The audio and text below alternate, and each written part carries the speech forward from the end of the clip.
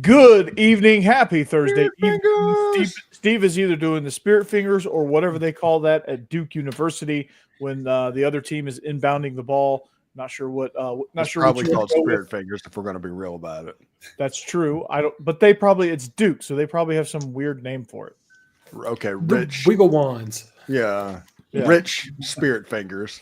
K, Don't piss off my daddy's spirit fingers. Yeah. The Coach K hands. You know how like the jazz hands. It's the Coach K hands. I don't know.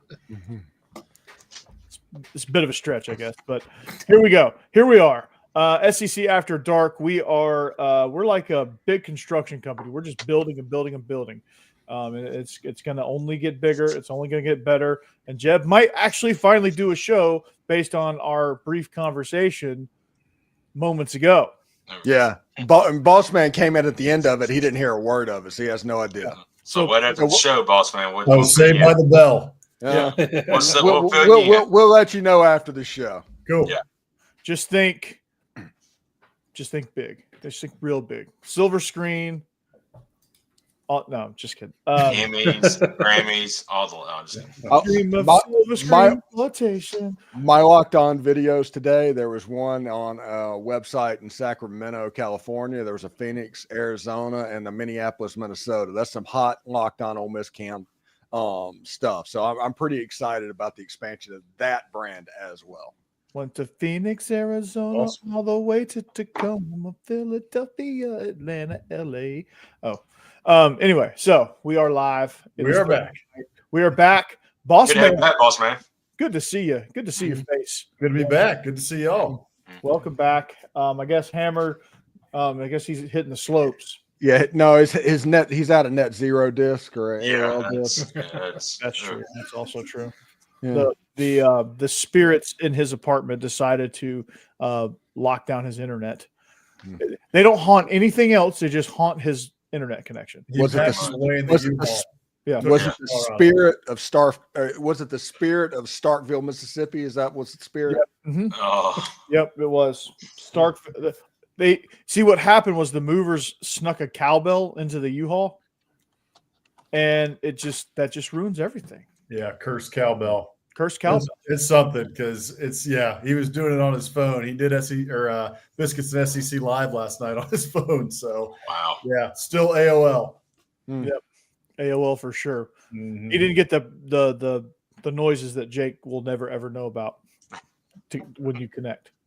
Good gosh. I remember. Jake, I remember all Yeah, that. he's from Alabama, so it was like 2015. Right, exactly. That is true. Good point, Steve. Well done. Point for you. All right. If this were around the horn, I would click your little meter up there. I don't know why I'm fired up and pissing everybody off today. So Oh, do tell. That's your I don't know. Yeah, it's So kind of what I do. I thought that was every day. Yeah. yeah, I was gonna say like, isn't this a normal occurrence? Is it like more special than other days? Hey, like on the Locked On SEC Squad show that aired starting at 5:00, I led that bad boy off by saying Arch Manning's the most overrated quarterback in college football. Yeah. Hey, I took another shot and said Nico. Bam. So yeah, I'm not far behind you, Steve. Nico. Yeah. Oh, Joe. Yeah. Overrated. Come on. Who's got him rated that high? Yeah, talk to that person. Yeah. And then Steve threw me a bone. I wouldn't accept it, but he threw me a bone and said Diego Pavia is the best quarterback in the SEC. Yeah, everybody's like, well, he can't win a championship. It's like, no, this is Vandy players. Right. It's different rules. You got to grade on a curve a little bit. Yeah. Yeah, I mean, But I did say, and I said this on that program, and I mean that here. Arch Manning, if his name was Arch Davis, everybody would be talking about how Texas was an 8-4 team next year. yeah, no, totally. He is right now at this moment. Now he could get out there and prove all of us wrong, but he as of right now, it's about the decal and it's about the nameplate on the back. Yeah. Yep. Nameplate first, decal. People are getting way out ahead of themselves on Texas. I've said this a couple times. I think I said it here a couple weeks ago. I said it on Biscuits and SEC Live. Texas is losing a lot A ton of production, 4 out of 5 offensive linemen, starting quarterback, multiple starting wide receivers. And you got multiple, big time guys, right, in sports media. Just, Texas, like national champs next year. Like, No. Yeah. And they No. did not have a big transfer portal class. no, they didn't. It's weird. And then It like is weird. and it's never good. I don't care how far down the depth chart these guys are. It's never good to lose interior defensive linemen, and they lost one to Vandy. Yeah. Like it's never good to lose anybody on the lines. Listen, I think one of the smartest thing in the world, and I think Clark Lee and them, they are going to figure it out, is get the best player you possibly can in to transfer to Vanderbilt so they can go to school for 1 year and get a degree that says Vanderbilt University on it. Yeah. Or I think transfer like that will work too. Yeah, that is like a secret sauce for Vandy. And once they figure out how to unlock that, look out. I mean, has anybody from Vandy been drafted besides like Earl Bennett, back in the day? It's been Jay a while. Cutler. It's been Jay Cutler. Jordan Matthews, I think, was the last one. They have Oren Burks. Oren Burks. He Wow. plays. He's on the Eagles. I think Kari Blasingame is on the Eagles too. Currently, I think he was undrafted though. But Oren Burks, I think, was a late rounder. What about Orgy? Wasn't there a linebacker recently? Yeah, Orgy. Yeah, Alex. His name? Rick. Yeah, Alex Orgy. Yeah. I think he's the other Alex Orgy. Right. The point stands. Get your degree from Vandy. Yeah. Yeah. They have two more that are in the draft right now. Two defensive backs, to Ricky Wright and CJ Taylor. That I don't think they didn't get invited to the combine because I don't think there's any NFL GM out there that knows what to do with these two guys because they're tweeners. They're like a little too big and not quite fast enough to play safety and free safety, but they're like a little small to play like edge.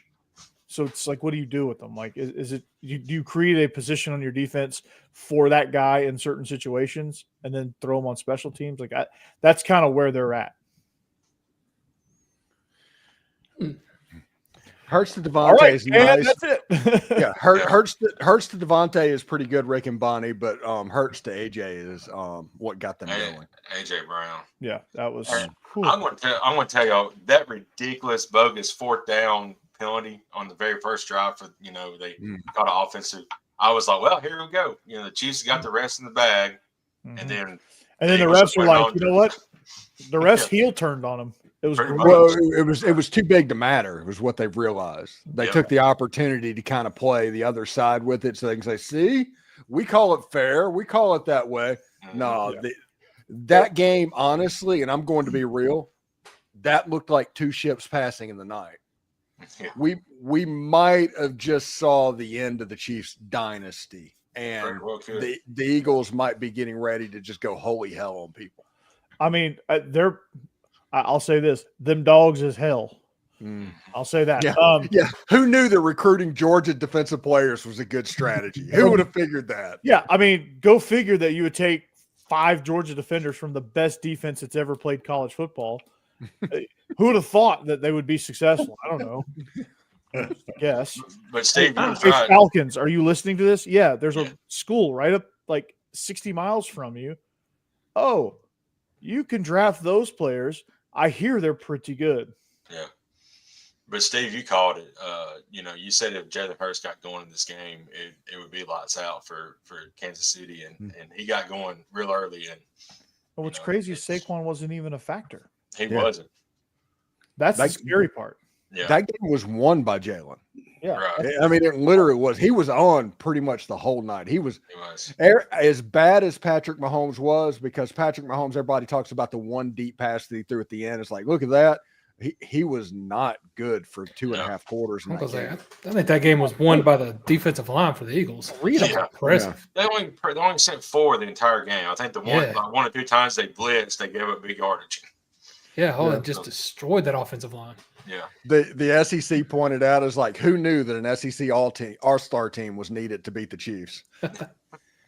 Hey, Big Ten guys, look at what happens in the SEC. Look at what we produce. As a conference. We should go on Locked On Big Ten and the Big Ten squad show, Steve, and we should point that out. Yeah. I'm waiting for Ole Miss to whoop up on Penn State next year.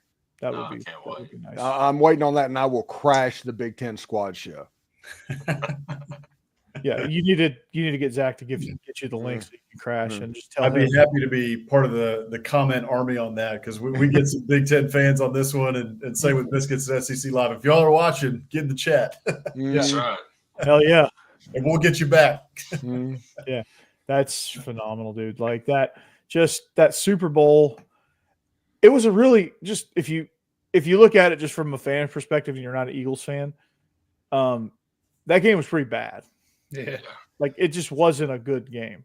No. And it was the Chiefs' fault, and that's so glorious. I said leading up to that game, and I think I said it on this show, I wanted the Super Bowl to be a good old-fashioned 1980s style Super Bowl where the NFC just beats the holy hell out of the AFC. And that's exactly what happened. Yeah, exactly what happened. And unless you're a football super fan or an Eagles fan, that game sucked. And luckily for me, I'm a Dogs fan, and so I enjoyed watching them Dogs whoop up on. Now, I will say this. I could not root for Philly, but I was rooting for Saquon. I was rooting for the Georgia players on the defense, and I was rooting for Jalen Hurts to shut everybody the hell up. And he did. And he Listen, did. I lived in Philadelphia for 2 years when I was in the military. I couldn't root for Sirianni. As a Saints fan. And there's not many teams in the world that I hate more than any team in Philadelphia, period. I think they're the worst sports fans in history just because they're assholes and they're passionate about it. They want to act like they're the best. They don't know what they're talking about, and they're spoiled. And before they won with the Nick Foles, they haven't won anything. Yeah. Like a Philadelphia Flyers Stanley Cup was their big win. And then they won some after that. I think they won a World Series with the Phillies in like 2008 or something like that. Yeah, they won with Ryan Howard and not Rollins. Yeah. Jimmy Rollins. Victorino, the Flying Hawaiian. Now, picture how much I had to hate the Kansas City Chiefs to root for Philadelphia in this game.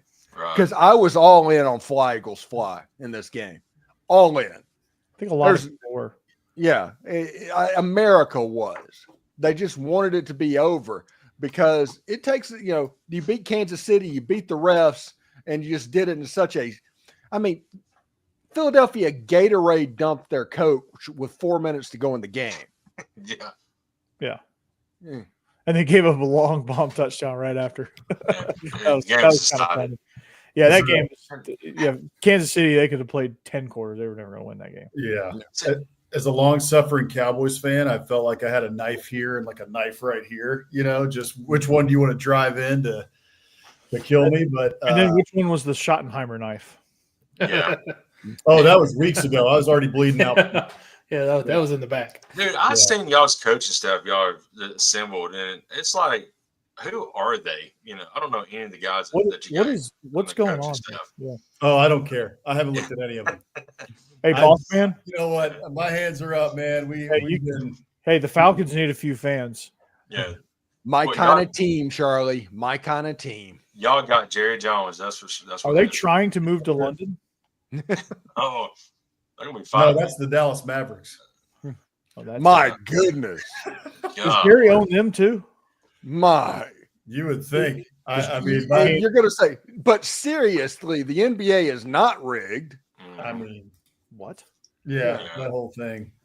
We've been waiting for you for this one, boss man. That trade was god awful, and they justified it by Luka's fat. He's fat. Yeah. What? I don't care. I don't care if he's 350 pounds. If he's shooting the lights out like you did there, I don't care. Whatever.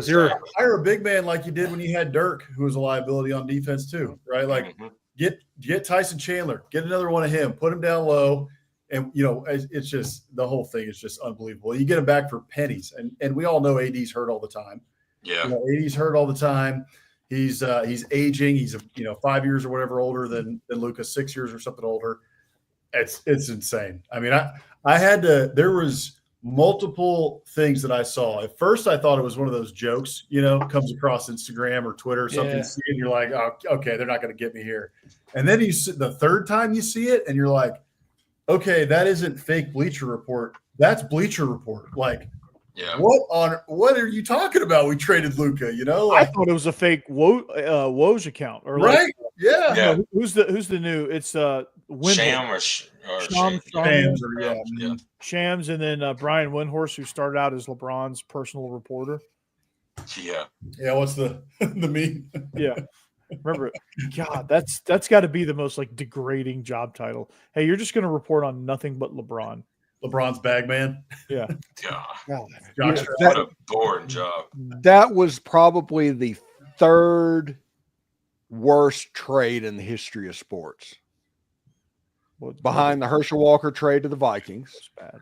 Yeah. where they gave everything up to the Cowboys, and behind the Boston Red Sox selling, not trading, selling Babe Ruth. And this is the best part. They sold him for $100,000, but part of that deal was the Red Sox owner was going to get a $300,000 loan because he was addicted to creating Broadway plays. So the New York Yankees owner gave that loan for $300,000 at 10% interest, which means the Boston Red Sox owner actually ended up paying the New York Yankees to take Babe Ruth after it was all said and done. Wow. How did that work out for them? It did until About 100 years of misery, I do believe. Yeah. to what 2002. Steve lived all of those. Yeah, and that is a great Babe Ruth story. There's another Babe Ruth story is one of my favorite. There's a pitcher for the Red Sox that came into the game and got 27 straight outs. He basically threw perfect game baseball, but he got credit for a combined no-hitter. You know why? Because Babe Ruth walked the first batter and punched the umpire and got kicked out of the Yeah, game. that's it. Yes. That's amazing. Babe Ruth. I love hearing it. that story about him punching the umpire. That's great. I never that was one of those Ken Burns baseball documentaries that you like, right, Steve? I love the Ken Burns documentaries. I watched the heck out of those. Yeah. Hank's on that one too. He got into the country music one. He loved the country music one. Oh yeah. Mm-hmm. You know, it had to be embarrassing to watch, you know, as a Boston Red Sox fan at that time, see Babe Ruth like go win multiple championships and World Series with the Yankees. Red Sox fans had to know what was coming. Yeah. Because in the last year of the dead ball era when nobody hit home runs, he hit 27. So you had to know once it got juiced that the ball was going to fly. And he was going to start. And then he joins that lineup. And also imagine being Wally Pipp. You get hurt and you're like, wait a second. Hold on. Yeah, in comes the Iron Horse. Yeah. Jeez. So, yeah. As a lifelong Tigers fan for the last 2 years, Steve, so has your opinion of Ty Cobb changed a lot? My opinion never was negative towards Ty Cobb. Ty Cobb, one of the best. He's the first Hall of Famer. He got into the Hall of Fame before Babe Ruth. That tells you how good he was to his peers. He was the first one in. Babe Ruth was the second. Nice. Yeah. This is getting me jacked up for baseball. SEC baseball starting tomorrow, man. I can't wait. All of our teams going to be good, by the way. Yeah, Vandy's breaking in a whole new rotation, so this will be interesting. The guy that emerged as the Sunday starter for Vandy is now the Friday starter. So, and he's kicking the season off. J.D. Thompson.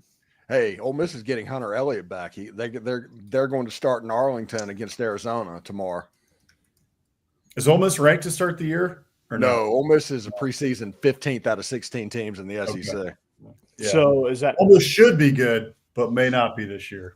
I think the SEC is going to be good. So Ole Miss could have a decent team, but end up That's true. Yeah, pulling all kinds of crap. But the Ole Miss does have an ace this year, which they didn't have last year.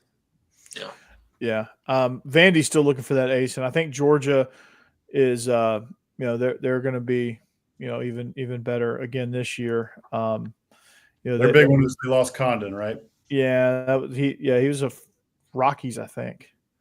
I think that's right. Oh my goodness, he went to the Rockies. I think so. He's going to hit 9,000 home runs.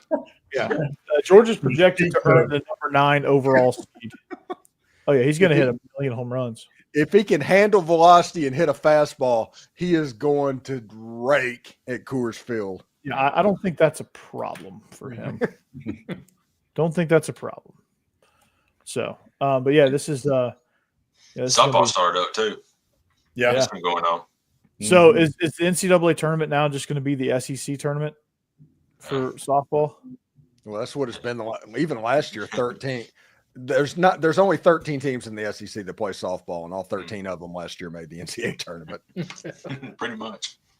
Yeah, it's insane. Going to be close to that this year for the women's side as Yeah, well. because you just added Texas and Oklahoma, 2 top 5 programs. Yeah. Right. Well, the women's, I was looking at it the other day, right in the newsletter. I think we're going to get. I mean, it's kind of weird because it's a little different, right? Like there's teams that you look and think about it on the men's side, like their record, you'd be like, there's no way they're getting in. But the women's, not as many teams playing, et cetera. There's going to be some teams that get in. So I think it's like at least 10, maybe 12 teams from the SEC that are likely to get into the NCAA tournament. Yeah. Yeah, I mean it's insane, and I think baseball is going to be very, very similar because you're going to have a lot of really good teams like LSU, Georgia, Vandy, Florida, A&M. Yeah, I think it's 6 of the top 10 right now. Preseason SEC has top 10 teams and top 4 in Baseball America are from the SEC. I mean, it's insane. But Georgia had 20 transfers and 5 true freshmen coming into the lineup. It's insane. But yeah, they're going to be really good. Know nothing about these guys because a lot of transfers, a lot of freshmen. So we're gonna kind of see what this new look lineup looks like. And then in basketball, like the SEC is probably gonna. I saw the latest projection is 13 out of the 16 teams are going to the freaking dance. Yeah. Yeah, Ole Miss kind of punched their ticket the other night, and Georgia's one of those teams somehow. I don't know how, but they're in there. That's I don't know either, but I'll take it. They're probably gonna be like an 11 seed, but hell, I'll take it. Georgia had a golden opportunity against Mississippi State the other day. They did. They had a golden opportunity against A&M too. Like they were up in the first half, they were kind of controlling the game, and then the wheels fell off. Like that's what they do. That's A&M's thing, though. A&M's done that to several teams this year, to where you think you're doing very well, and you look up, and all of a sudden you haven't scored a point in 7 minutes. Yeah. Yeah, and that's just kind of and Georgia's very like immature when it comes to how to handle second half, especially on the road. They just can't quite figure it out. They start jacking up threes, they start turning the ball over, they start playing real tight, and they start playing, they go from playing like a team that's like trying to do something to playing like a group of like 8th graders at the park that just met each other, where everyone's like, selfish ball hog stuff. Like it's just it's weird. I've never seen a transformation like that. Their best players are true freshmen. I mean, they're young. They got a young core. Yeah. That's part of it. Yeah. I'm going to tell you that the scariest team in the SEC might not be Auburn. It may be Florida. Florida went into Neville and absolutely dominated that game. They're this. Yeah, I was going to say. They are this. We lost by 30 and beat them by 20. So, they're all over the place. But, I mean, they went to Neville last weekend, I think, and just dominated Auburn. It was without one of their better players. Right. Yeah. They could. I mean, they were an SEC finalist last year in the tournament. Mm-hmm. Yeah. If the Florida athletic department will just block Instagram on their Wi-Fi, the coaches could focus and they would actually be done with that whole roller coaster. Right. Yeah. Yeah. I like it. Yeah. That's a job for the game changer coordinator down at Florida. Mm-hmm. That's right. Man, I looked at the latest like Joe Lenardi, and it was 3 SEC teams as 1s and 2 as 2s. Mm-hmm. Mm-hmm. Yeah. What? Alabama, Auburn, and Florida as the ones? Tennessee still is Tennessee. 1. Okay. And then Florida and A&M are the 2s. Tennessee, sorry, Jeb, I'm piling on Tennessee today, but Tennessee is not a 1 seed. They're good, and they play defense. I mean, them boys hell. But they're not a 1 seed. They're a 2 or a 3 seed. I would say A&M's more of a 1 seed than they are, and Mm-hmm. A&M's like 8th in the country or something like that, right? Oh, that's a good point, Rick and Bonnie. Iron Bowl this Saturday. Yeah. Yeah. The fact Iron. that they called this the Iron Bowl. kind of lets you know what the state of football is in the state of Alabama. I got my blood pressure medicine ready for this game. The Iron Net. It's gonna be bad. This is a stand up for the whole game type of game. Yeah, it's gonna be awful. And it's in Coleman, so Alabama probably should win the game. You know, I think Alabama's going to win in Coleman, and I think Auburn's going to win in Neville. I'm just worried about, they shot lights out against Texas the other night. I mean, they shot like 50% from three and 90% from the free throw line. This is the game. It feels like they just can't make nothing. Just too much hype. I don't know. We'll see though. You think Chad Baker Mazar? They're just going to put him on Sears? Probably. Just that much length to try and do something. Yeah. Because it probably won't be one of the short guys. No. Sears will eat him up. Yeah. If they put anybody else. I want to see how Aiden Holloway plays in this game though. Playing against his former team. If he goes off, Alabama might be all right. What time is the game? Let's see. It should be interesting because the basketball egg bowl is that day too. Yeah, it's 3 p.m. Okay. I'm trying to think of some basketball names for these rivalries. The Iron Net. Then you have the egg basket. The egg basket. There you go. Mm-hmm. Egg basket. Clean old fashioned bricks for Georgia Tech. That's probably more right than we know. Yeah, that's very accurate. Because both teams are very bad right now. Yeah. Well, not Georgia anymore. But for a hot minute, that was the most pitiful game you've ever seen. Well, I was talking about that recently with some folks. It's kind of interesting what's happened in the ACC. Like with Georgia Tech used to be a powerhouse. So did Wake Forest. Used to be a powerhouse. Like. Those teams haven't been on the scene for about a decade now, at least. It's the last time I remember Wake Forest being any good was Al Farouk Aminu or whatever, who was a couple years after Chris Paul. It's like, I don't know. It's just interesting. It got me thinking one day. I was thinking about that. I was like, man, those teams. I remember, when I was younger, when I was in, middle school and high school, like those teams were darn good. Yeah. And think how average North Carolina is. Yeah, North Carolina's struggling. Right True. now. Yeah. Even in Florida State used to be a very and Miami's got like 3 wins. Yeah. I'll put it like this: Louisville had like 7 wins last season, and they're going to win like 26 this year. Yeah, and SMU is 4th right now in those standings. I mean, damn, SMU have going to go playoff berth. Yeah, never mind. Playoffs. Yeah, they're gonna. Yeah, the ACC is probably. The tournament used to be must-watch TV. And Virginia just won a championship not too long ago, and they're struggling now. I mean, it's crazy. Tony, I think we talked about it earlier. Tony Bennett leaving, man. That thing's going to go. That's going to go downhill quick. Mm-hmm. Yep. And which is interesting for the UVA athletic department because if that's their crown jewel, like other than that, they've got lacrosse. Baseball's good. Swimming, like the Olympic sports are good. Soccer's pretty good. Soccer's great, but the top 3 sports, right? Like football's not good. Football's terrible. Yeah. Baseball's good, and that's it. Baseball, football, and basketball. And now, if you got basketball that goes down, being really their crown jewel, their moneymaker, I don't know what that athletic department's going to do. And Syracuse has not been good since Jim Boeheim retired either. Yeah. Yeah. It happens. But Virginia, talking about they have John Paul Jones Arena. That's their arena that they play in. But it's not that John Paul Jones. There's another John Paul Jones. You think it's like, oh, that's great. That's the father of the Navy over there playing for. No. It's just another. It's just some rich dude, some big donor. Yeah. Oh gosh, yeah. This is going from bad to worse for the ACC. And then when Buzz Killington left Virginia Tech, that was not a good thing. No, they haven't recovered since then either. So Boston College a few years ago was like in the Sweet 16 or something. So listen, y'all are everybody in this chat is too young to remember this, with the exception of me, and I understand that. I missed the Metro Conference.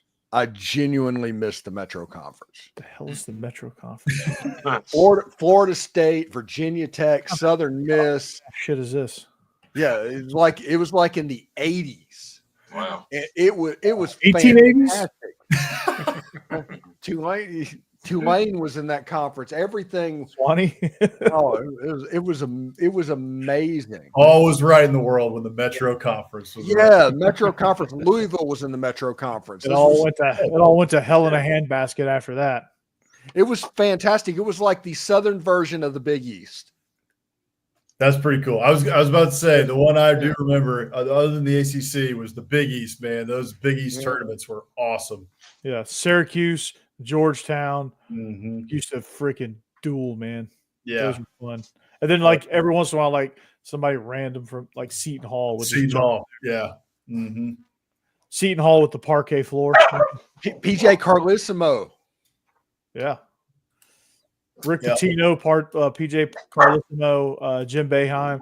Like Jim Boeheim at like when he was 60 years old was just Louis Carnesecca at St. John's. Yeah. Yeah, Rick Pitino was at Providence, wasn't he? Yeah. And then you had John Thompson, Georgetown. Yeah. Man, it was awesome. And that was some basketball right there, man. Pat, that's when basketball was basketball. Now basketball is, I don't know what the hell basketball is now, but it's not basketball. The tree of coon. I don't know. She hears stuff all the time, and we got neighbors that based on this comment, truck, so there's no trees for your dog to coon. Yeah. I don't even know what that means, but I don't even know what treeing a coon means, but dogs Running it up, but literally chased him up a tree to get him trapped. I thought it was something more. I don't know. I thought it was. Yeah. No, we're not getting canceled tonight. Went down a completely different road on this. Go in there. You're not allowed to Google stuff. No. Nobody's allowed to Google stuff. I'm not Googling that, Jeb. No. Oh, gosh. my No, God. I'm not a hunter, Jake. So I'm not either. But I know what coon hunting is. No, don't Google coons and trees. We're not doing that right now at all. No. No. Raccoons, chase them off the back. No. I'm not interested in any way losing my job. Yeah. Yeah. All right. So let's move on, Corey. Let's go quarterbacks here. Corey did this the other day on the SEC squad where he started talking about some crazy person at a basketball game. Yeah, that was not great. That was not great. So let's go to quarterback. I know. I said it and I was like, oh God. Oh boy. Like looked and covered and I was like, oh, that was not good. Yeah. It's not good. But anyway, quarterbacks. Quarterbacks. All right. Who's over and underrated? Well, obviously, I started before with Arch Manning, and I completely believe that. I think he's the most overrated quarter, and not just the SEC, but all of college football. If his name was Arch Davis, nobody would be talking about Texas right now. Yeah, well, who's number 2 on your list, Steve? That's kind of where I'm going here. No, yeah. Number 2 on my list is probably, I think Lenore Sellers would be number 2 on that list. Now, he has the ability to run the football. He has the ability to do all that stuff. But if you take away the run from Lenore Sellers, like Ole Miss and Illinois did, all of a sudden he's not very impressive. So, yeah, poor old Tyler Simpson. So he's the underrated Rodney Dangerfield of college football. I do not think Tyler Simpson is going to play quarterback at Alabama. I think it's going to be Keelan Russell, and they're going to play a true freshman. I think Ty Simpson is going to play quarterback at the University of Alabama, Birmingham. Either that or MTSU. He could be hell at MTSU. Yeah, or or Memphis. It's going to be interesting. Memphis could be a interesting spot for him because his dad's at UT Martin. Yeah, and so it's not far down the road there.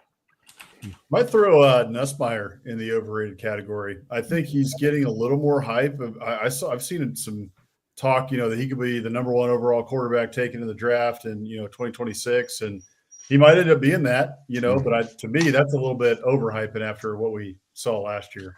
Yeah, when the offensive line wasn't good for LSU last year, Garrett Nussmeier's legitimately struggled. Like Florida ate him to death. Yeah. And LSU just lost 3 players that's going to go to the NFL. Can LSU replace them and be at a high level, or is Garrett Nussmeier going to be running for his life again? I think it's the latter. I think it's the latter. Yeah. I think he's gonna be running for his life. I mean, I said this on the Squad Show. This was one of the good things I said on the Squad Show. Jesus. I said he was remarkably solid. He is very much a quarterback. He's remarkably solid. He doesn't do anything exceptionally well and nothing exceptionally bad.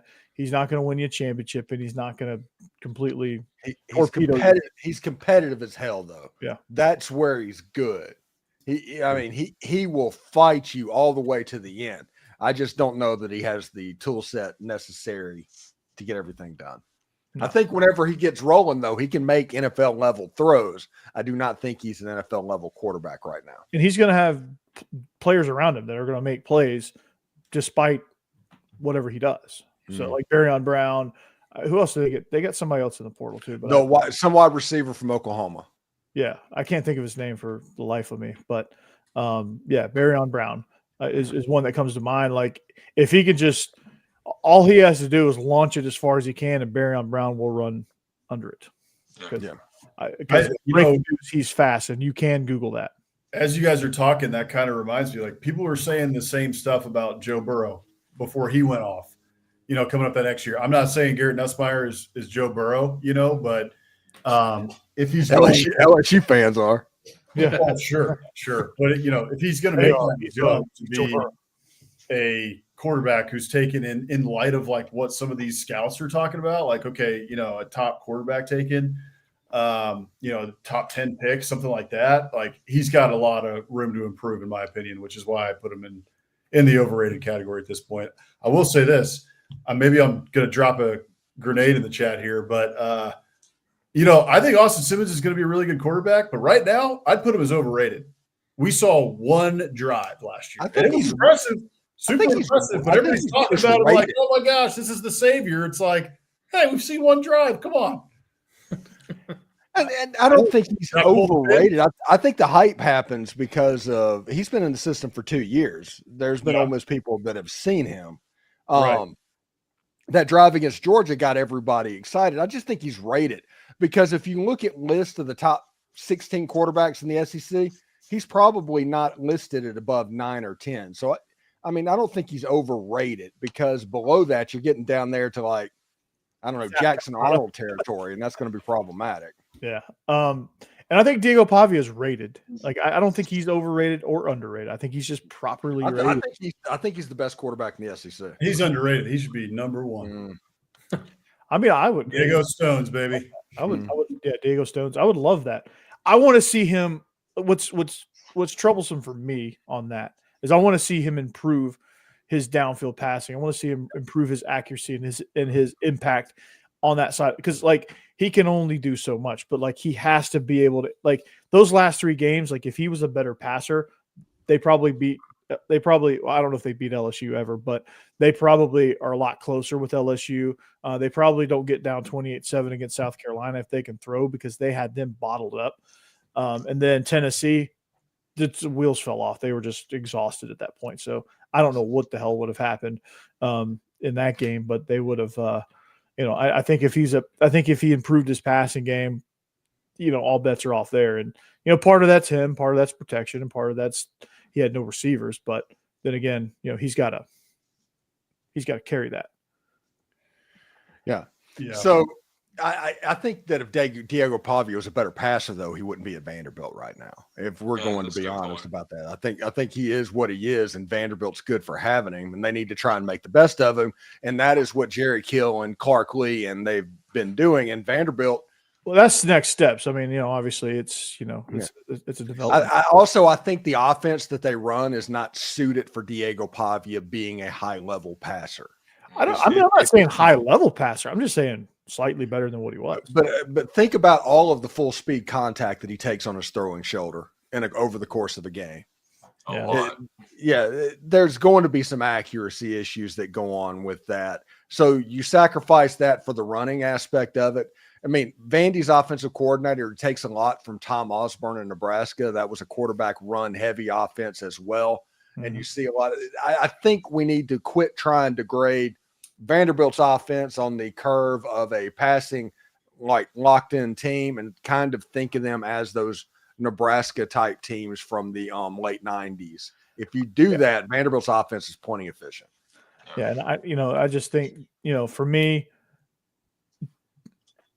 a little bit better, just a little bit better, even in just the quick passing game.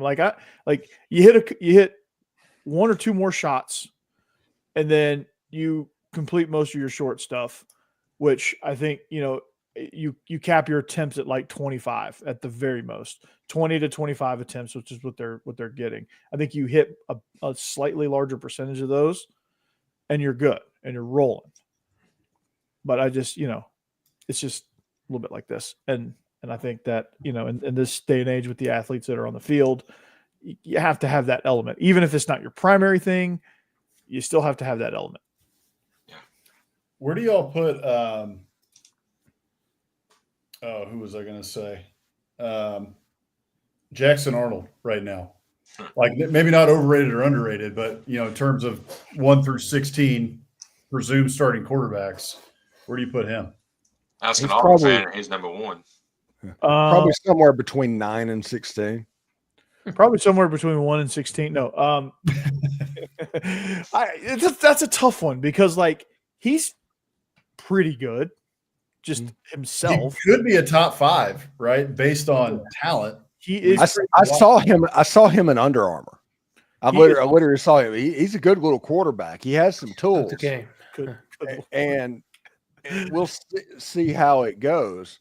Here's Jackson Arnold's Peyton Thorne 2.0, in my opinion. You think so? Okay. Yeah, I think so. I don't think Peyton Thorne was a bad quarterback. I think he has a quarterback whisperer problem as a coach. Yeah. I think they were square peg round hole with Peyton Thorne. The thing that Peyton Thorne is bad at is downfield, passing concepts and making decisions in the pocket when you have to make a decision more than just catch, step, and throw. That's the least of his abilities. He's a runner that can throw quick game a little bit sometimes, and you even had to develop that a little bit. And Hugh Freeze ignored that, just like he's like, oh, Jarquez Hunter, he's probably one of the best backs in the country. Yeah, I'm not going to really use him that much. I don't think Hugh Freeze knows what he wants to do, and it doesn't matter if Tom Brady himself rewound his years back to his prime and played for Hugh Freeze, he would be bad because Hugh Freeze does not know what he wants to do. No, Hugh Freeze knows exactly what he wants to do. It's what he wants to do, though. He might not have the personnel to do it. Steve Spurrier wants desperately to be Steve Spurrier. He wants to be that offensive mind that everybody can. That's what Hugh Freeze wants on the field. And because of that, he forces square pegs into round holes and stuff like that, and that gets them in trouble because they take the shot plays, and Hugh Freeze does what he thinks that Steve Spurrier would have done in that same situation. But I know for a fact, I used to have an office directly beside Hugh Freeze. I'm sitting here talking whenever he was taking notes in his notebook. I know he told me that Steve Spurrier was his hero growing up. And he models everything in his coaching game around Steve Spurrier. And it might be doing spread offensive concepts. I'm not talking about the system. It's the way that he would attack stuff is very Spurrier-like in his own head. That's what Auburn does. Yeah, it's just – yeah, but Steve Spurrier is way smarter than Hugh Freeze, and he understands to what degree he can attack things the way he wants to versus, okay, I know my boundaries. Like Steve Spurrier knew his boundaries, and sometimes he ignored them, and sometimes he didn't. Hugh Freeze just said, "Boundaries, what are those?" Oh yeah, and what I want to do this. I don't care if I have a first round draft pick in my backfield in Jarquez Hunter. I'm gonna sling it around the yard with Peyton Thorne, who is also a running quarterback. So that's that kind of thing. I'm interested to see it with Jackson Arnold, with the wide receivers, Perry Thompson, Cam Coleman, another year, right? Like they're going to be a year older, been in Hugh Freeze's system, plus bringing in Eric Singleton from Georgia Tech, as well as that kid from Wake Forest. So they got 2 4-star wide receivers in the portal. And I know Jackson Arnold had his issues, with interceptions and turnovers last year as well, and was much more of a running quarterback at Oklahoma. At least that's how they utilized him in the second half of the year. So I don't know. I'm just interested to see how it goes, which is why I was curious what y'all were thinking about, where you'd put him right now. I mean, I don't know. Like he better win 8 games or he freezes out of there. That's all I gotta say. Yeah, I mean Auburn. They're not very patient people, and they're not very forgiving people as a fan base, and they will run his butt out of there. You might have a fair plant. Yep. They're winning 5 games or something again. Yeah, and turning the ball over, and it's gonna. Jake, I don't think you even have to do that with Auburn this year. But it's just, and Diego Pavia, they have a trip up to Nashville, so they're going to get smoked again by Diego Pavia. Yeah, Hugh Freeze, it's never too early to buy that Father's Day gift. Right. Yeah. We should have. Let's see, what is around Father's Day? What is the ads we always get, like Omaha Steaks or something like that? What's the big, like, hey, get this for Dad? Ties. Ralph Lauren ties. Yeah. Ridge wallets. Get your father a Ridge wallet. Yeah, there you go. Ridge wallet. Duluth Trading Company. Yeah. Yeah. Duluth Trading Company. How about Marcel Reed? Marcel 2. Reed, if he can take a step throwing the football. Yeah. It's Lenora Sellers to me. Same, pretty much similar. Like, yeah. He's kind of like a light version of Lenora Sellers. Like he's a little bit further behind. Lenora Sellers is a dude, but he's also in, like, I said I brought him up as being overrated. I think Steve, you agreed. I think you agreed with me, Steve, when I was back. I think he's overrated. He would be properly rated if he was kind of down in the. I think he's a little too high. I think he's in the top 5 right now, and I'm just not seeing that as of right now. He needs to be kind of in the 6th. But then again, it's a weird conference because, like, who really is number 1? Like, he's Jalen Milroe. That's who Lenora Sellers is right now. He's Jalen Milroe. Anthony Richardson, Jalen Milroe. Yeah. That's a good comparison. I didn't even Jalen Milroe didn't even cross my mind. Yeah. I wasn't thinking about running backs. I feel like there's really not, looking at the SEC right now, like, who is the clear-cut number 1, kind of like you're saying, Corey, like, who's the clear-cut number 1 quarterback in the SEC? You could make an argument for DJ Lagway. I mean, I don't hate that. Yeah.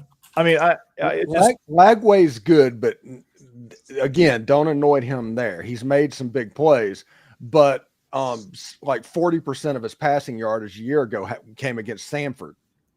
And so it was problematic. And the SEC has a chance to be very good in quarterback in 2026. Yeah, they're going to have to shake it out this year a little bit. And that's what I'm saying. Like DJ, I'm not saying DJ Lag was the best quarterback in the SEC. However, you look up and down the list of teams, and it's kind of like you could make an argument for a lot of these guys. Maybe Nico, but based on it, it's a lot of like the ceiling is high, right? But we haven't gotten there yet. There's a long way to go to get to that ceiling for just about everybody on this list. I got a name for you. I got a name right now. Taylor Green, year 2 of Bobby Petrino. Love it. I think he's going to be really good. I think he got a lot of his mistakes out. I think he got a lot of his could be really WTF type plays out of his system. Well, I think they're always going to exist, but if he takes a step at all, Arkansas is probably going to win another game or two. My worry is the weapons. You know, they lose Luke Haas. They lose.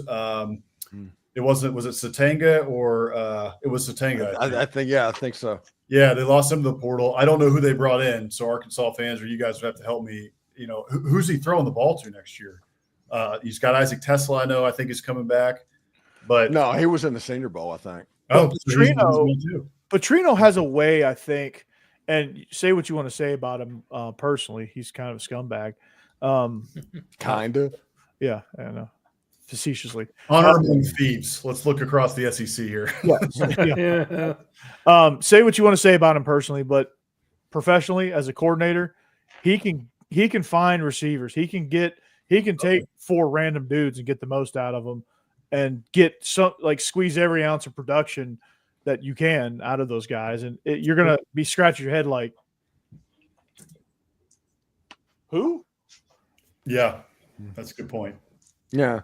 I think they'll be fine. I think, honestly, if we were going to be real, if Jimbo Fisher did not have a super ego problem his last year and just turned it over to Bobby Petrino and let him do his thing, you would not have a new coach at Texas A&M right now. Hank, but Jimbo Fisher, a whole show about that one topic. Yeah, it's such a Jimbo Fisher with his Cheesecake Factory play sheet. It's like it's the in the old 80s movies when the bully hits the nerd and the books fly everywhere and then they pick it up and it's like a jumbled mess before they organize. That's Jimbo's play sheets. It's trying to find paint at Home Depot. It's like 600 pages of magenta, the different shades of magenta. It's like and 3rd and 2 to 5 is on page 37 and 3rd and 5 to 7 is on page 64 and all of this 3rd and 5 from the left hash is on page 120. Man, y'all don't need to get me going down on this rant here because I'll go on for 2 more hours and we'll be here forever. But the worst part about that is that even before the season, we were talking about Aggies were talking about it. Hank and I touched on it in some of our writings on Biscuits and SEC. This isn't big if, right? Like Jimbo Fisher hired Bobby Petrino. We know Bobby Petrino is an offensive wizard. Just I hope that he gives him the reins completely and doesn't meddle in it. But if he meddles in it, this could be a real problem. And that's exactly what happened. It's like sometimes it looked like it was and then you see the Bobby Petrino interview after the season, and I think I about broke my computer. I was just like, this, of course, of course that's what happened. Because Jimbo, like these guys, like what we don't realize, these guys are egomaniacs, control freaks. Mm-hmm. Like Jimbo Fisher is not going to get, like Bobby Petrino should have known that coming in. Jimbo Fisher is not going. I mean, he might not have much choice, but because I don't think the job offers were rolling in for Bobby Petrino, but you got to know that coming in. Like I'm not going to be calling plays here, really. It's so funny because Jimbo's offense for all those years, right? I think 4 years did not work. It worked at times, but overall it didn't work. There was one guy who ran it well, Kellen Mond, and he was, a senior and had been in Jimbo's system for a couple years. Other than that, everybody looked like they had, Jimbo was talking with 6 different heads when they were looking at him and trying to, understand the offense. So then, like, his solution is to bring in Bobby Petrino and make him learn this terrible offense that no one understands. That's from, won you a title in 2013 and hasn't worked since. And that was, that was the solution. That was created in 2001. Right, exactly. Yeah. We're running this at LSU, right, with Nick Saban way back in the day, and we're still running that in 2023, 2022 at Texas A&M. It's like, what are we doing? Jimbo's offense. I seriously, everybody pay attention to this. Jimbo's offense was a DeLorean. He talked about it like it was pretty. It was they could window dress it up. They could do everything. But once it actually got on the field, sometimes it would go 27 miles an hour. Sometimes it would go 19. Sometimes it wouldn't crank at all. It was a crap engine and everything that was open, but it looked really good. All sorts of all sorts of formations. And every once in a while, you turn the right lug nut, and then the thing takes off and goes 100 miles an hour and crashes. Yeah. And then you have to fix it. Yeah. And then it doesn't. But hey, Jimbo Fisher, at least he had got his $80 million or whatever it is. Ooh. If I was Jimbo, I'd be living on an island somewhere. Yeah. Which door do you want me to go out? Like the quote. Yeah. Which door do you want me to go out of, and what time do you want me to leave? Yeah. Quote of the century. Mm. Quote of the freaking century. So spring practice is right around the corner. So like all these over and underrated quarterbacks can kind of prove their worth. But like there's going to be a lot of for a lot of teams, for every team in the SEC, all 16 head coaches return, which is insane. I don't think that's ever happened. Hadn't happened in a long time. Where all the SEC nobody was paying a buyout this year. Nobody. Yeah. And don't blame them. So what, like the big storylines, every team has some big storylines, like Kentucky. Is Mark Stoops just playing I'm just waiting until Kirk Ferentz retires and I'm going to leave? Like, is he playing that game? For A&M, like Marcel Reed, we've got to develop him enough as a passer, not into a passer, enough of a passer so that we can do what we really want to do, which is and teach those boys how to play zone defense while we're at it. Yeah. The underlying storyline there is similar to what I was talking about with Arkansas. With A&M, they have a lot of talent at wide receiver. They brought in a pretty good portal class at wide receiver. They needed to do that. So they addressed it pretty well in terms of talent, is what it looks like. However, they also lost Noah Thomas to Georgia, and that was their size. They don't have a lot of size at wide receiver. Wide receivers, for the most part at A&M, go look at their roster, it's like 6'1" and under. And that's going to be, if you're going to go 4 across, like there's nobody, you don't have Noah Thomas inside the red zone. You don't have Noah Thomas running a fly route. You worked for the Patriots. What's that? Worked for the Patriots. Hey, it can work. I'm not saying it's, I'm not saying it's not possible. But that is interesting to watch because A&M, I don't think A&M has had a wide receiver drafted since Josh Reynolds. Wow. And Christian Kirk. So like it's been a long time and it's been a consistent issue at A&M for a while now. So Marcel Reed's progression as a passer is going to be coupled with, can A&M develop those receivers and do those guys actually live up to the hype and live up to their talent? Speaking of living up to the hype, it's time for Reuben Owens to be Reuben Owens. Yeah. Yes. Agreed. And if he doesn't become Reuben Owens, then I don't know, like, I don't know what happens to this team. Like this year at the end of this, if he is not coming out and being a 5-star type player, Reuben Owens is a bust. You can officially say that at this point. Because what is it, 3 years at that point? 3 years. Yeah. Yeah. Light touches his freshman year. Last year, obviously, injury the entire year. And Le'Veon Moss will be coming back from injury, so it'll be interesting to see. Hopefully, he's full speed and doesn't have any lingering issues from it. But he was running like an NFL back, until he got injured last year. I can't help but think every time you say Le'Veon Moss, I'm thinking Bell. Yeah. My favorite part, though, is the tradition in the SEC that is the most sacred is the fact that Georgia has not played at Texas A&M. They've gone to Texas for a conference game before playing at Texas A&M. That's crazy. That's insane. So last thing before I go on my 2 minutes, Mike Elko, like what's the expectations for him year 2? Like what are y'all thinking? Like what do you need to see from him as a coach to say, okay, year two was a success? Just building on the wins. Like 8-4, we're sick of it. We're done with it. Kevin Sumlin, Rick and Bonnie, you guys talking about Kevin Sumlin there, how you liked him and thought he was a decent coach. Kevin Sumlin was fired for 8-4.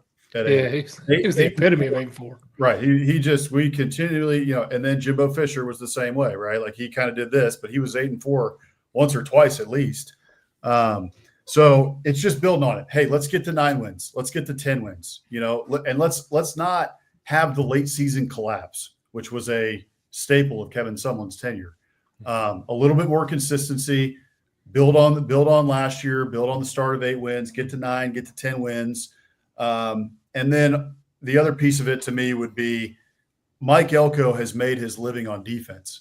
We have to get the defense back to being something of a Mike Elko defense. And if you look at Mike Elko's career, he comes in and the defense sucks, right? And then year 2 looks a lot better. Year 3, year 4, like as you get longer into an Elko tenure, the defense looks much, much better. So we got to see a lot of improvement on the defensive side of the ball. And with him, it seems like taking over play calling again on the defensive side of the ball. Hopefully we'll be moving in that direction. Yeah, you cannot tee me up with a Texas 8-4 joke like that. You cannot.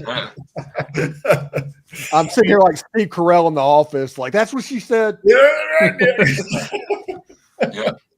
That's the gif of like that's the meme of like Dwayne Wade lofting up that alley oop and he's doing this. Yeah, right. LeBron James is in the background, like he's like 10 feet above the rim, like looking down at it like Space Jam style or NBA Jam style.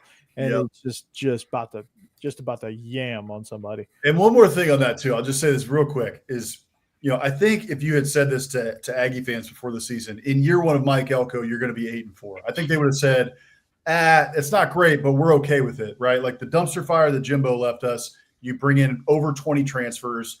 That's probably a decent year. We would have liked 9 wins, maybe 10 wins would have been great. But, before the season, 8-4, okay. But then the way that we went 8-4 with a late season collapse and being on the verge of being in the SEC title game up until the Texas game. Yeah, losing to Texas after a decade. It was deja vu all over again. It was deja vu. How many times have we seen that, over the last 10 to 15 years? So, Steve, that was from your close friend Yogi Berra, a quote. Deja vu all over again.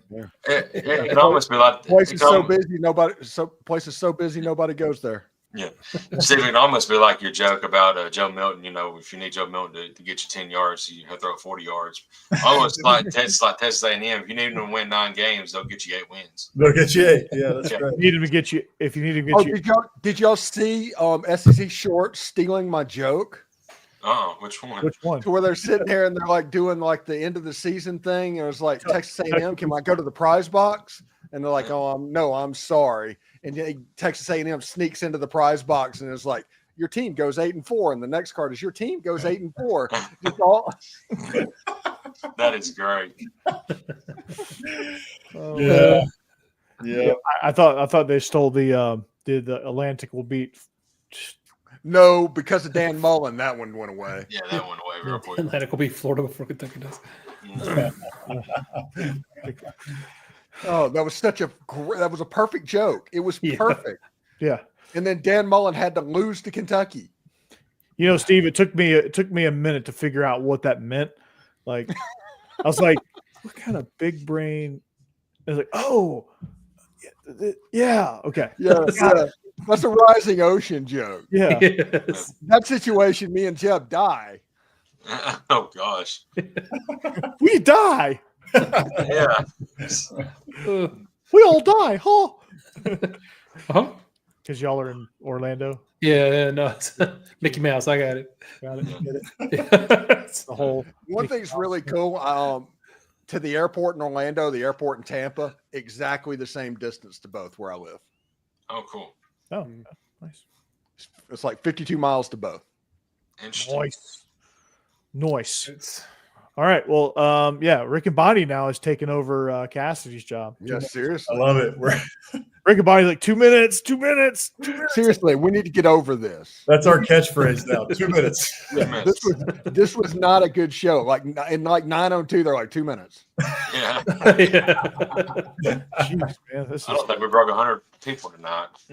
Oh, almost, dude.